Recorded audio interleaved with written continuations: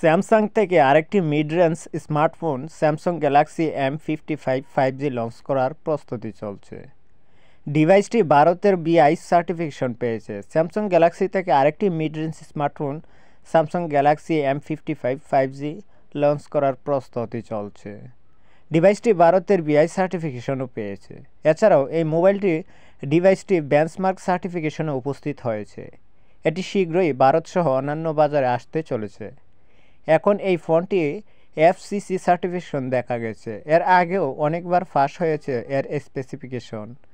আসুন এখন জেনে নেওয়া যাক এই সর্বশেষ তালিকায় ফোন সম্পর্কে তথ্য বেরিয়ে আসে।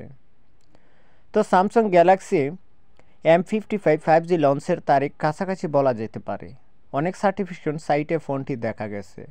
টেক সাইব্রেন অনুসারে এটি FCC সার্টিফিকেশনও উপস্থিত হয়েছে। এর তালিকা অনুসারে এটিতে একটি 45W ফাস্ট চার্জার রয়েছে বলে জানা গেছে। আসলে EPTA845 অ্যাডাপ্টার সম্পর্কে তথ্য এখনও পাওয়া যায় না বলে যে ফোনে 45 ওয়াটের ফাস্ট চার্জিং ফিচার আসতে চলেছে। এতে SQ6887 NAS ব্যাটারি দেখা যাবে। এছাড়াও ফোনটিতে ট্রিপল ব্যান্ড ওয়াইফাইও থাকবে।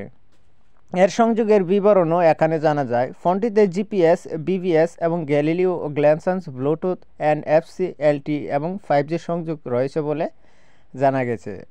আগামী মাসে ফোনটি লঞ্চ হওয়ার সম্ভাবনা রয়েছে। এখন পর্যন্ত প্রকাশিত তথ্য অনুযায়ী ফোনটিতে 8GB র্যাম থাকবে, যা এর গ্যাগব্রান্স তালিকা থেকে জানা যায়। স্ন্যাপড্রাগন 7 Gen এবং 1 ফোনে দেখা যাবে। এর সাথে অ্যাড্রেনো 644 GPU এর পেয়ারিং থাকবে। এই ডিভাইসটিতে বাক্সের বাইরে অ্যান্ড্রয়েড 14 এর সাথে আসতে পারে গ্যালাক্সি M54 থেকে। এটি কতটা আপগ্রেড হবে তা গ্যালাক্সি M54 এর স্পেসিফিকেশন দেখে অনুমান করা যায়।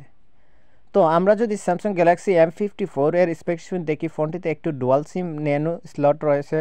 ফোনটির রিফ্রেশ রেট 120 Hz। ডিভাইসটিতে একটি 6.7 ইঞ্চি ফুল HD super AMOLED glass display রয়েছে। ট্রিপল রিয়ার ক্যামেরা সেটআপ সহ ফোনটিতে অপটিক্যাল ইমেজ স্টেবিলাইজেশন ও OIS সহ একটি 108 মেগাপিক্সেলের প্রাথমিক সেন্সরও রয়েছে।